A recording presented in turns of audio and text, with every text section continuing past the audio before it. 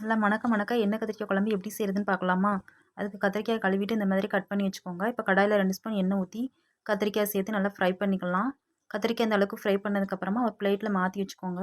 இப்போ அதே கடாயில் 2 ஸ்பூன் எண்ணெய் ஊற்றி 1/2 ஸ்பூன் வெந்தயம், 10 பல் பூண்டு, கொஞ்சமாக கருவேப்பிலை, 2 பெரிய வெங்காயத்தை கட் பண்ணி சேர்த்துக்கோங்க. கூடவே கொஞ்சமாக கல் உப்பு சேர்த்து நல்லா வதக்கிக்கோங்க.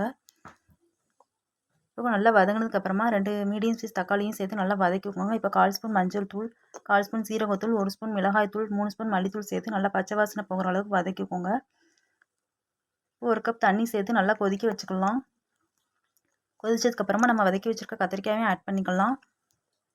இப்போ கத்திரிக்காய் அந்த அளவுக்கு சுருண்டு வெந்ததுக்கப்புறமா நம்ம ஒரு லெமன் சைஸ் புளியை கரைச்சி சேர்த்துக்கலாம். இப்போ குழம்புக்கு தேவையான உப்பு ஆட் பண்ணிக்கோங்க. அவ்வளோதான், ரொம்பவே டேஸ்டியான எண்ணெய் கத்திரிக்காய் குழம்பு ரெடி. லாஸ்ட்டாக கொஞ்சமாக கருவேப்பிலை ஆட் பண்ணிக்கோங்க.